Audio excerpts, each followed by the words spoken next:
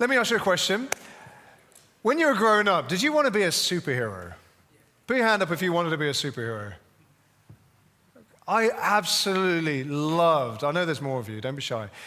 Well done, keep your hand up, that's good. I loved the movies of Superman. I was really addicted. You don't have to. I love the idea of Superman. I absolutely immersed myself in those movies. They really gave me dreams of the ability to fly, and I was working out every single day to see if I could genuinely bend metal with my bare hands. I was so excited. I was absolutely in love with the idea of being a superhero. That really was something I was admiring and wanted to be. Maybe superheroes weren't your thing. Maybe you always dreamed of being a musician. You looked at the rock stars in the world and you thought, I want to be like that one day. Maybe you just looked at these guys and you aspired to who they were and what they did. Maybe your absolute dream Christmas present this year would be a poster of Sam Lane on your bedroom wall. Is that speaking to some of you? Maybe rock stars not your thing. Maybe your bedroom walls when you were younger were filled with movie stars. Whatever it is, we have this inner desire, this absolute wonder of looking at people that we admire. We know they're better than us. We want to become like them. They inspire us. They give us something to aspire to. It's not that different in Christian circles as well. We look at certain people and we see them doing things. We see them with a courage, a confidence. See them healing the sick and praying for people and prophesying without even breaking into a sweat. And we look at them with inspiration, aspiration. But the problem is we always get to the point where we go, I'd love to be like that. They look like they do it so easily. It's probably never going to happen, so I should probably not even try. And we get to that point where we give up trying. This is the interesting thing about the man of God, the woman of God that we see in the church, that sometimes when they come to inspire us, they actually put us off. It's a really bizarre concept. But one of the amazing things about Vineyard, when John Wimber, who's the founder of Vineyard, when he founded it, one of the massive differences for him was this phrase that he really propelled, was everyone gets to play. You see, for him, he could do the stuff. He could pray for the sick. He could heal and deliver people from demons. But he knew, he had this idea, he had this realization that it wasn't just him, that the whole church could do it. And so he really, pushed that. And what would happen is he'll stand up, he'll preach, and then he'll say, okay, ministry time's going to happen. So off you, ministry team, off you go and do it. Not just on stage, he went out back sometimes. And let the ministry do the amazing things that they dreamed of doing. He really believed that to the core. The aspiration became a reality for many. And this was the confidence, this was the wonder that he had for it. There was a great verse that he'd often preach on, which was Ephesians 4. That he was here, that leaders were here to equip the saints for the work of the ministry. That has always been a core part of who we are at Vineyard, that everyone gets to play and that everyone gets to invest in other people and raise them up. And that's what we still dream, we still believe, we still see and do even this day. There was another verse. Let me talk about this. The man of God. Let me just talk about that for a second. The man of God, if you read the Old Testament, there was such a thing as the man of God. And what it was before Jesus died on the cross and removed sin from the world, what would happen is he would select an individual, a prophet, a priest, or whoever, to be the mouthpiece of God. And that person would be chosen, selected, they would be given a task, and they would go into the world and speak on behalf of God. They would be his servant. They would be his chosen person. But then Christ dealt with sin on the cross. He paid the ultimate price. He released that and released the people in it. And the world was set free to then, as it says in Hebrews 4, to boldly approach the throne of grace with confidence. We were now able to approach God. We were able to speak to God, to hear from God. We suddenly all became a man of God and a woman of God. Every single person in this room has been called, has been chosen to be a man or a woman of God. In fact, why don't you do that? Why don't you turn to the person next to you and say to them, look at them in the eyes and say, you are a man or a woman of God, depending on the gender. Get that right. You are a man of God. You're a woman of God. And now turn to that person and say, I am a man of God. I am a woman of God.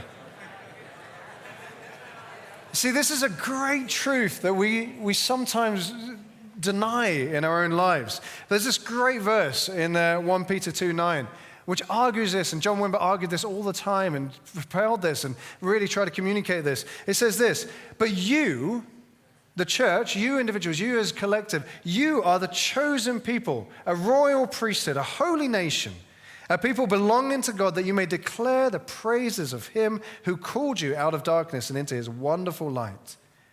You say, in fact, the Old Testament selected chosen prophets and priests, they would be jealous of us today. You see, they were called to serve God. They were selected to serve God, to be his servants. But you were chosen not to be his servant, to be his son or his daughter. Your status, your role is so much greater than it was in the Old Testament. And this is what it is. This is the great, generous benefit and wonder and absolute desire of God to choose us as a son and daughter and to choose us individually and personally. After that, in the verse, it says this, but you're a chosen people, a royal priesthood. A royal priesthood. You know, as wonderful as it is to be chosen, as wonderful it is to be called a son or a daughter, actually, a lot of people seem to stop there when there's so much more to come from that. The royal priesthood is one of the greatest things that if we get our head around, it releases in us the dreams and aspirations that we long to see realized. As wonderful as that is, we need to step into what that looks like. We're a chosen people, a holy nation. We're a royal priesthood. If you think about it, if you understand what a royal and a priesthood is, you realize this is an absolute oxymoron. It's kind of like the term, act naturally, or Microsoft works. I love that phrase. Or American history. That's a good one as well. You say this is an oxymoron. Now, let me explain this. In the Old Testament, there were priests and there were kings, two very different roles. You see, you had the priest, and the priest, what they would do is they would stand in the temple, and all the people of God would stand behind them. They would have their backs to the people. And what they would do is they would stand before the divine, before God, and they would advocate on their behalf. It's not them being rude. They're standing before the people on behalf of the people. They would say, I'm here, I know the needs, I know the wants, I know the desires, the dreams, the hurts of my people or your people, and I'm standing before you to ask that you would give what these people need. And they would turn around and give it. That's a priest. See, a king is slightly different. A king stands facing his people, and he would stand with a sword, and he would stand with great power, and he would say this is the law of the nation. If you obey this, all will go well. If you don't, you'll die. Do you see the difference? That's a massive difference, isn't it? Someone who stands and intercedes and advocates, and someone who says, this is the way you live, and if you don't do that, it's over. And then Jesus came. And Jesus came and he says, I am the king. I am the king, but a different kind of king than you're used to. A different king than you're expecting. Not one that's come with my power and my authority to judge you, but one that's come to name you, to call you, to advocate on you. He says, I'm the royal priest. I'm the priestly king. My royal power is not here to punish you. My royal power is here to serve you as my people. Such is my love, such is my desire, such is my knowledge of your wants and your needs. I have come to serve you. In fact, it says in Mark 10, for even the Son of Man did not come to serve, but to be served, to give his life as a ransom for many. You see, we're chosen not as servants, but as sons, to do the work of our Father, to heal the sick, to deliver them, people from evil, to restore lives, and to be a superhero. Generally. So it's good to want to be a superhero. To be the man of God, to be a woman of God, exactly like every single person in this room is. You see, we were chosen to be a royal priesthood, to intercede and advocate on behalf of those around us, like a priest. And we also are called to be a king, to stand before people and lead them and serve them and give our lives to them. When I think about this, when I was preparing the talk, and I was, as I often do, like you do when you're doing an essay, getting easily distracted and going on Facebook, And I came across this person that just reminded me of how wonderful it is to see the Royal Priesthood at work. You see, many years ago, we were doing Christmas wrapping in town, where we literally just wrap people's presents for free. And it is a wonderful gift. And one of our team was taking a bit of a break, and they were walking around through the Maltings, and they happened across this young girl from Africa who was heavily pregnant, who looked entirely lost and entirely devoid of hope. And they took her into a coffee shop, and they sat with her, and they offered to buy her lunch, and they just sat and listened to her story. And her story involved this, that she had come across to the UK, that she had met a guy and she had got pregnant. But then in doing so, she was kicked out of her home by her parents. The same parents that actually illegally brought her over on the wrong visa and kept her here. So she couldn't go for help. She couldn't ask people for support because she was an illegal immigrant. And if she got found out, she'd have been sent home. As this person is listening to this story, their heart is breaking for them. And they realize they have to do something about it. Not alone, they gather other people and they look to what they can do and they advocate for this woman. And they they find someone with a home and a spare room and they give her somewhere to live. They advocated to the government and actually gave her and got her citizenship so she could remain and be cared for and put in the system. They realized, as they led her to Jesus and they gave her a hope and a purpose, she started to feel loved again. In doing so, they met her boyfriend as well. And bless him, he was just a young man who was obviously deeply in love with this woman, but also caught up in childish things. He was doing drugs. He was easily distracted. And suddenly the realization that he was going to be a father overwhelmed him. And so people gathered around him and they loved him and they supported him and also led him to Jesus. And now this couple, as they grew together, as they got their lives in order, as they got their own home, as they eventually got married, and they got their lives together and they started working. It was just a wonderful story of redemption. And I found this person on Facebook recently advertising that they were just about to have their third child. And isn't that amazing? That's the Royal Priesthood at work. That's the Royal Priesthood at work. You see, the thing is that wouldn't have been possible for just one person. See, the third thing to say about a Royal Priesthood is it's a priesthood rather than priests. I think that's why God did it on purpose. He called us a priesthood, not priests. We're not individuals. We have to do this together. We're meant to function and grow as one. You see, there are people today that look at church and see it as an optional social extra. You see, the thing is you can download some amazing podcasts from amazing preachers all over the world. You can go onto Spotify and you can listen to the finest worship available. You can do that easily at the click of a button. So coming to church with, sometimes it's a bit messy, sometimes it's a bit burdensome. For some people, they just see it as an option. When they're free, they may pop along. But actually, they can get everything they want elsewhere. There's nothing wrong with listening to podcasts or going to listen to worship music on Spotify. But what about when something happens, when something goes wrong as it inevitably does? Who do you know well enough that comes and prays with you and walks with you and supports you and loves you through that time? Where do you go when you have questions that need answers, doubts that need explanation? People around you who can explain things that you haven't quite yet come to realize, because you will have them. And who will, support you when the marriage starts to get a bit rocky? And we wonder where the help is. Well, the most important question, I think, of all is, what do you do when you have no Wi-Fi? It's a tough question. It's one of the burdening questions I have in my life. I recently read a survey that said, as a society, that we are the most connected. Most of us, if you're on Facebook, you have hundreds of friends, hundreds of people that you read about their lives, you can tell them about your lives. LinkedIn, Twitter, all those things. You're alive, you're connected. But this survey also said, in addition to being one of the most connected societies ever, we're also one of the most lonely societies ever. You see, we can connect with people online, but we don't truly connect with them in person. We can know a lot of people, but we don't really know them intimately. And this is what the church is. It's about drawing people together. You see, this isn't a new issue. This isn't a new situation.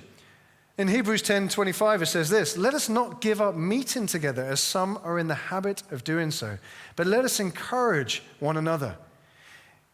You see, there's a great analogy of the coals in a fire. Maybe you had a barbecue over the summer.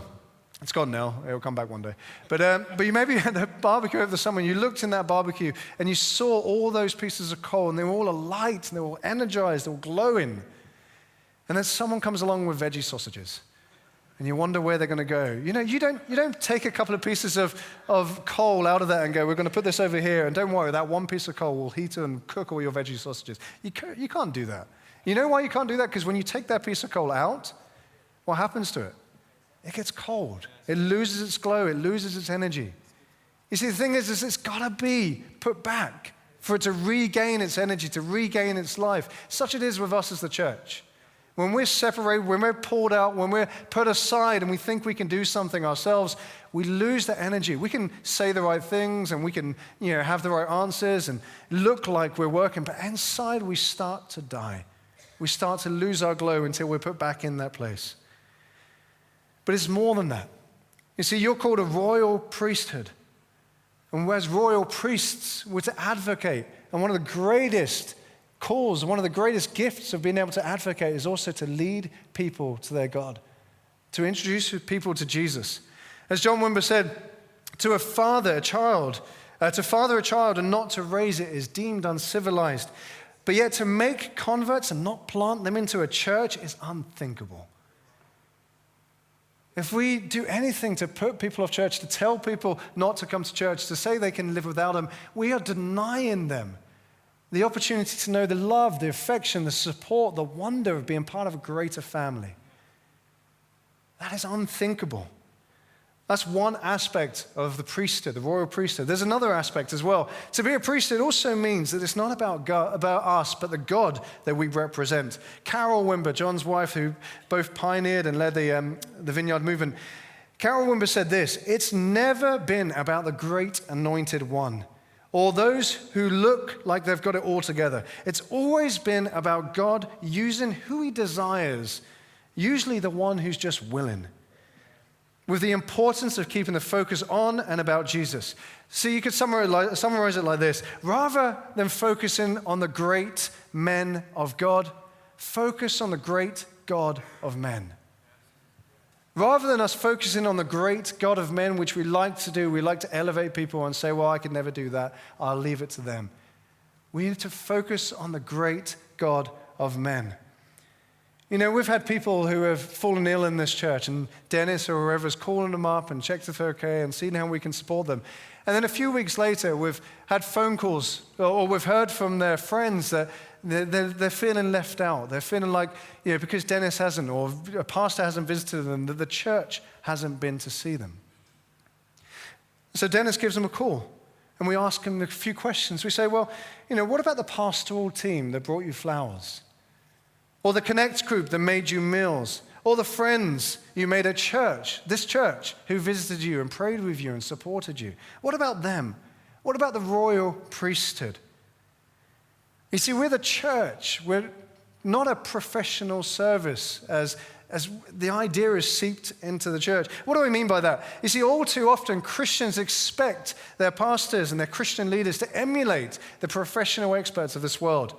We don't go to a doctor so we expect a doctor when we go to them to treat us. We don't expect them to teach us about medicine and train us to heal other people. When we go to a lawyer, we expect legal advice and counsel. We don't sit there expecting to be taught how to give legal advice and counsel to other people. And here we expect the same thing. We expect pastors and Christian leaders to serve us. We don't expect them to train us to do the work of their ministry. But yet, it says it in Ephesians 4. Christ gave himself the apostles, the prophets, the evangelists, the pastors and teachers to equip the saints for the work of the ministry. That's what it's about. Christian leaders in this place are not the answer. They're the trainers, the equippers, to release every single one of us as great men and women of God to go and do the work of the ministry. Not just, do what we do in this church, but do what we do out there, in the marketplace, in the workplace, in the schools and education places. That's the real ministry. You see, the biblical model of a pastor is more like a coach, which is why I also always remember and always am in awe of Mrs. Waters. Mrs. Waters, what a woman. What a woman. Who's Mrs. Waters? You probably ask him.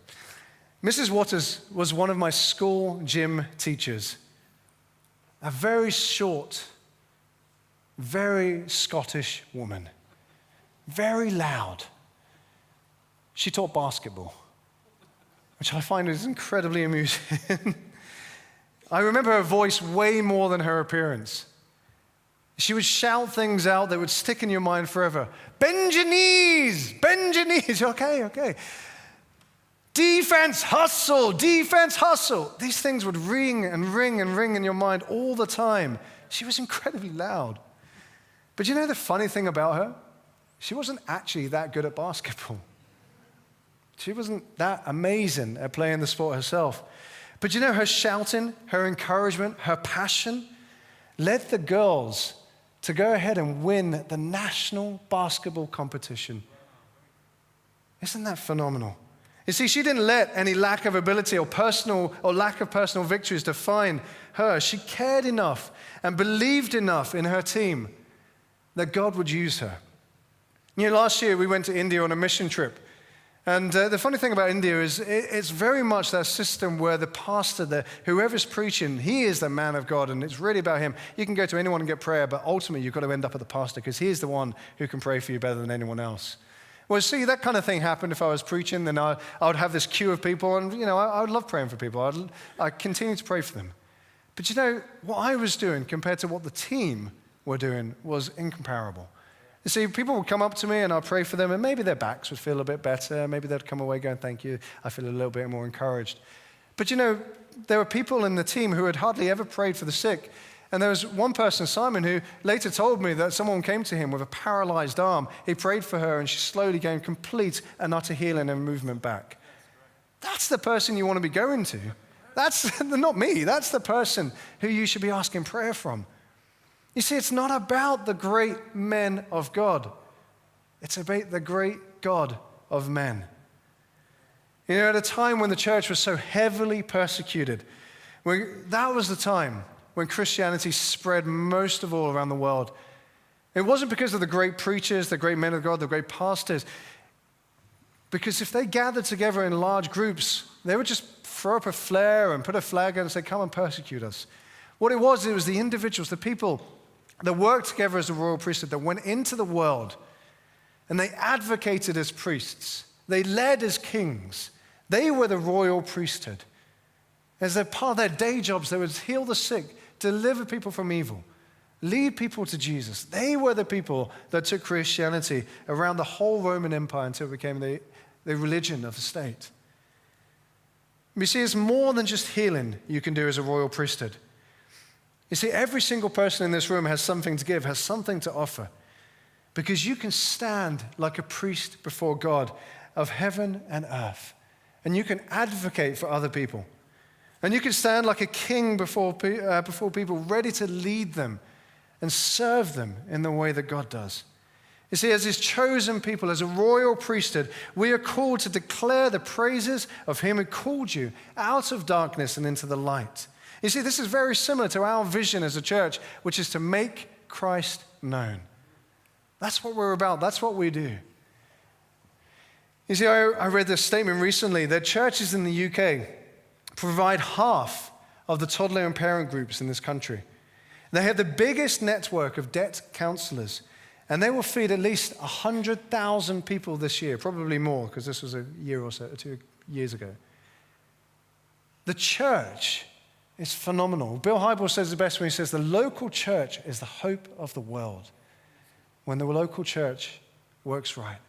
That is not the preachers and the pastors and the people standing on stage. That's every single person in this room realizing the call that's on their life to be a man or a woman of God, to be in the royal priesthood, to do it together, to encourage one another, to fire one another up, to encourage and invest in one another, and then go out into the world and represent God as priests and as kings. That's the calling in our life. You know, I really believe that God, who calls us his masterpiece, as it says in Ephesians 2:10, who created us in Christ Jesus to do good works, which he has prepared in advance for us to do. You know, perhaps he has prepared a ministry idea for you, something that you've been thinking about, a need that you've perceived in this church or in this community, that you think, actually, if we could just lead, do something about it, we could lead and reach people and reach the world for Christ. You know, perhaps he's prepared in you a new business venture, one that will redefine the values of your industry. Perhaps he's prepared for you a role in politics or civil service so that you can have influence on the people who make the decisions in this country. Perhaps you're someone who's creative. It's about time that you got around to writing that song or finishing that script, because you will reach more people than any single sermon on a Sunday will ever do.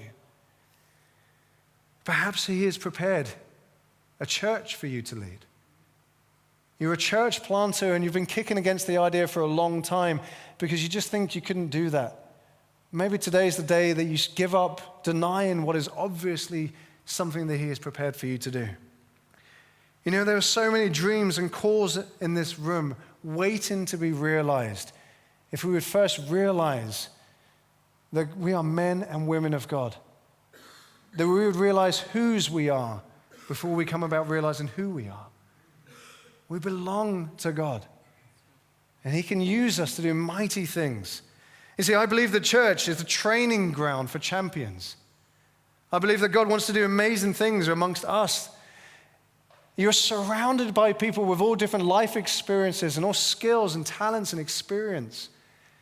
There's no better place to be invested in than a place like this, where you could ask of many people and many things, and they would be able to provide it for you. We are the Royal Priesthood to be equipping the saints for the work of the ministry. You know, like Louis did so excellently last week. A great sermon, a podcast worth downloading if you've got Wi-Fi. Is we need a vision. We need to prepare for the things that God has for us.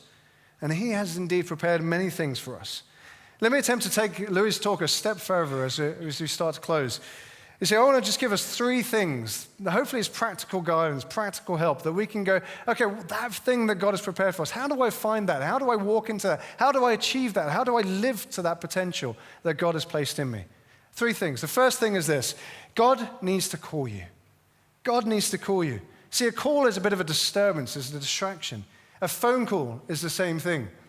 You see, a phone call actually disturbs what you're doing. You have to stop what you're doing. You have to refocus and give it your attention. The call of God will disturb what you're doing. It will pause the movie you're watching. It will stop the song and interrupt the song you're listening to. It will wake you up. It will cause you to pull the car over if you're waiting for it. I remember playing football with a guy many years ago. He turned up and he started playing with his phone in his hand. And I was like, what are you doing? And he goes, oh, you know, my wife's expecting a baby any day. I better be attentive for it. I was like, maybe you shouldn't be here. Maybe you should be at home. He goes, oh, we've got 6 kids. I'm used to this. So, okay, fine. And then he realized he couldn't play football with a phone in his hand, so he put it down. Anyway, we had a great game. And at the end of it, he thought, oh, I better check my phone. 16 missed calls. Yeah, that was awkward. He ran off pretty fast with that. You see, that call is coming. That call is coming. As sure as it is that that baby's going to be born, that call is coming. Will we be ready to receive it? Do you know, one of the great ways to be sure that we're going to receive that call is to make sure that you have a good signal on your phone. A good signal. That you're attentive. That you go to the places where you're most attentive to God. A regular prayer space. As Louis was saying last week, regularly asking and speaking to God and asking him to release and reveal that vision to you. As one of the talks in GLS Global Leadership Summit next month talks about finding that white space, whether it's 3 minutes or 30 minutes, just to get by yourself and think. You know, Mark told me, it was memorable when he told me a few years ago. He says, we have lost the art of thinking. You see, we sit down and we go, I'm just going to think, and then before we know, we've got the phone in front of us, and we don't even know why we've got it out. We're looking for an app because we've got the phone there. We need to put that away and just think, just ponder, just consider. We need to increase our signal, boost it. And you know, there's no better place. I've already mentioned it, the Global Leadership Summit next month.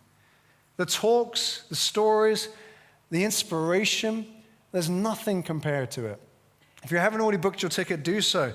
It's always a sure place to get great reception, not just because the telephone mast is just out there, but because it is absolutely inspirational. It radically changes what you believe is possible in this world. That's the first thing. God will call. The second thing is this: test the call. Let me ask you a question.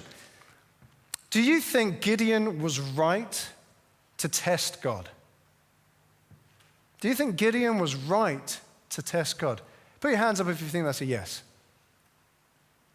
Put your hands up if you think it's a no. Put your hands up if you think it's that kind of generic Christian answer, which is, well, he wasn't supposed to, but God is gracious and he looked after him. You see, I want to propose something to you today. I want to propose that I think it was right for Gideon to test God. See, I think it was right for Gideon to test God. I mean, you wonder how that could be, because surely, Jesus said, don't put the Lord your God to the test. But I think it was right for Gideon to test God. You see, God came to him when everything looked hopeless.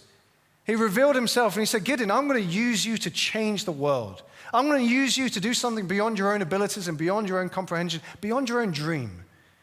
I'm going to use you to do something so amazing, so phenomenal, it's going to be remembered for the rest of history. Was Gideon dreaming it? Was he just hoping? Was he just a man with ego and aspirations? Was he a man who really thought this might be God speaking to him? And that's why it was good that he tested God. That's the key. See, he knew that God was good. He knew that God was kind. He knew that God was redemptive. But he didn't know if he was the person that God was going to use. You see, we don't test if God is good. We test if this good is of God. We don't test if God is good because we know he's good. We trust him, we follow him, we submit and surrender our lives to him. We don't need to test that. And if we test that, then that's a different form of testing. That's not so good. But we test if that good, that dream, that hope, that desire that's planted within you, if that is of God. There's a passage in Isaiah 7, I haven't got it on the screen, where God actually comes to King Ahaz and says, ask me for a sign. And Ahaz humbly replies, no, I can't do that, God. And God goes, what are you doing? Oh, I can't have the patience with you. Listen, ask me for a sign. I want to give you a sign because what I want to do is so amazing, so vast that you need to be sure it's me. We don't test if God is good. We test if this good is God. How do you do that? You ask for a sign, for confirmation, that an opportunity would present itself, that a resource that's absolutely essential to what God is asking you to do comes your way. You know, one of the great things is that if other people share that hope, share that vision, share that dream, make themselves known to you, you bump into them, you meet them, and you realize it's not just you. You've got the team.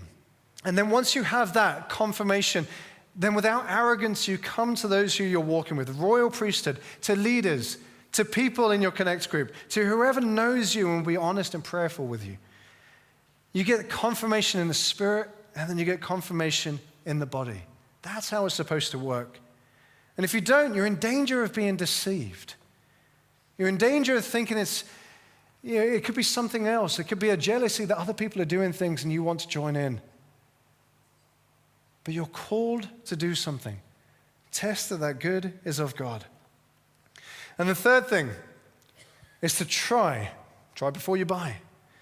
You see, while waiting for the call, we should be trying new things. Ministry work, charity work, helping whoever or whatever is in front of you. You see, the problem is we think that's a good thing, but then we hit two traps. The first one is this idea of passivity. You see, what happens is we kind of go, well, I could do a number of things around the church, or I could do a number of things in the community, but you know what, no one's really asked me to do it. Unless a church leader or someone with authority comes and asks me and invites me to do something, then maybe it's not me. See, that's passivity. That's being passive. That's not helpful. And the thing is it wouldn't be any good if a leader comes to you and asks you to do anything anyway. Because what would happen is when it gets difficult, if you're breaking new ground, if you're doing something, it's going to cost you and it's going to be difficult. And if at that moment you think you're doing this because someone told you to do it, you're going to blame them for putting you in the situation. But if God called you into that situation, then you're in front of a God and you say, God, you put me here. Give me the resources to do this. That's one trap we can fall into is passivity. We need to be searching God. The other trap we can fall into is this thing called gift cop-out. You see, God has given us many gifts. If you look in 1 Corinthians 12, Romans 12, a number of different chapters in the Bible, it talks about a number of gifts. And you may not think that every single one of those gifts is your gift, but every single one of those gifts is a duty. Let me give you an example. You may not feel you have the gift to evangelize, but you're called to evangelize none the same. You may not have the gift of generous giving. It's just a joyful thing for you to give several £100s to people. It doesn't matter. You still have the gift. You still have the duty of giving. You may not have the gift of hospitality, but that doesn't mean that you shouldn't reach out to people who are needing a place to belong, a home to be. We don't cop out of things because we don't think they're our gift. We step into them. Until we receive that call, we step into trying new things, continually trying new things, because you never know along the way that God might reveal what He's actually calling you to. You see, a great example of this is me and Tara, before we were married, we still argued, but we went to this thing called Street Angels. And Street Angels is in Watford, where people would walk around the streets from 10 o'clock at night till 4 o'clock in the morning. And the idea was that you would go up to people, you would talk to them, you would help them if they were about to fall in the Watford pond, or they were heavily drunk and couldn't make it to a taxi. Some people came out of clubs very emotional, and you could talk with them, you could pray with them, and some people you could even lead to Jesus. And so we would do this most Friday nights. We would come out into the streets of Watford, and one day we were out together, just me and Tara, and walking around, and I saw a homeless guy, and I thought, well, let's go and speak to him. And so we approached the guy, and he noticed our jackets, and he said, well, what's Street Angel? So I told him we're here to help people and talk to them about Jesus. And he said, well, why would you do that? And so I said, well, see, Jesus loves you, and he and before I could even finish, he said, oh, I haven't got a clue what you're talking about. I was like, way to go for evangelism. And then he turned to Tara and he said, do you know what he's talking about? And she looked at him with a kind, gentle look, but an honest, sincere one, and says, do you like your life? And he goes, well, not really. And he goes, that's why we're here, to tell you about Jesus. So much easier, so simple. It was that day I realized that natural, street evangelism is not my natural gifting. But it doesn't stop me doing it. And I'll tell you what happened as a result of that, is that I realized that even though street evangelism isn't my gifting, there is nothing that fires me up more than wanting to see people come to know Jesus, to know who He is. That's the most thing that inspires me, that fires me up, that energizes me. Nothing does that more. I knew I needed a different way of doing it. And so, we ran the Alpha course here. So I decided that, we would take that up. We would lead that. In the years that we led it, we saw hundreds of people come to know Jesus. Hundreds of people. And then I realized I probably should be a pastor as well. You see, I walked that walk. I tried something that was uncomfortable, unnatural to me. But I discovered where God was calling me, and He prepared. That work He prepared for me was suddenly made known to me and revealed to me in doing the thing that I wasn't gifted at. See, we've got to avoid passivity. We've got to step into the unknown, and we've got to avoid gift cop-out. That's not my gift, so I'm not going to do it.